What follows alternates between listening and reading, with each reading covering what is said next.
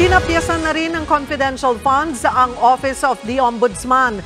Kukuha na lang daw sila ng impormasyon sa mga marites, saka i-verify. Nasa frontline ng balita niya, si Mean Los Baños. The sponsor of the measure, the distinguished... Wala pang 2 minuto, lumusot na sa debate sa plenaryo ang 5.34 billion pesos na budget ng Office of the Ombudsman. Wala na kasing kahit isang senador na nagtanong sa budget ng ahensya. Nagpasalamat naman si Ombudsman Samuel Martires na hindi na pinahaba pa ang debate para sa alokasyong hinihingi nila. Bago pa man sumalang sa plenaryo, sumulat na rin si Ombudsman Martires sa Senado at nagkusang ibaba ang unang hiling nilang 51 million pesos na confidential funds at gawin na lamang 1 million pesos. As usual, we use that for the investigation of cases, surveillance purposes. Marami kaming pinagagamitan ng the security of some of our officers. Ang tanong, kasya ba naman ang 1 milyong piso para pondohan ang mga nasabing aktibidad ng Ombudsman? Sabi ni Martires, kaya nilang magtiis. Pwede rin naman daw idaan sa mga marites ang pagkuha ng impormasyon, basta iba-validate na lang nila. Yun ang sinasabi ng mga matatanda, pag mamaluktot ka, pag maiksi ang kumot, di ba? So dito siguro, gagamitin na lang namin yung charm, daan mo sa ngiti, baka naman matulungan ka ng iba, idaan mo sa pagmamarites. Nagpasalamat din si Martires sa mga reporter na nakakausap niya na minsan daw ay nagiging source niya ng mga impormasyon.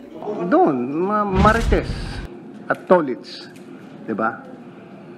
Malaking bagay, kaya ako nagpapasalamat sa inyo, yung mga kaunti-unting mga chismisa natin, kahit na walang kape, nakakapulot ako. I just have to validate that.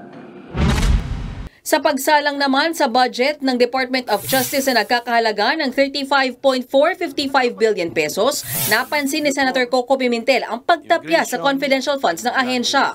Mula sa 526 million pesos ngayong taon, naging 168 million pesos na lang ito sa susunod na taon. Sa kabila niyan, hindi pa rin pinilagpas ni Pimentel ang confidential funds para sa Witness Protection Program o WPP, na tingin niya ay kaya namang gastusan ng regular na budget. Pero sabi ni Senate Finance Committee Chairman Sonny Angara, nagagamit ng programang WPP ang naturang pondo para sa pagprotekta sa mga detalye ng beneficiaries nito.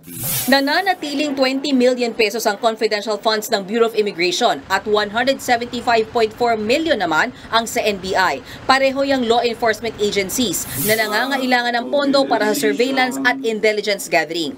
Tumanggi naman sa Confi Funds ang Office of Solicitor General. Sa huli, lumusot din sa debate ng plenaryo ang DOJ budget. Nagbabalita mula sa Frontline, Mean Los Baños, News 5. Mga kapatid, Lucy Cruz Valdez po, maging maalam at may pakialam sa mga napapanahong balita sa bansa.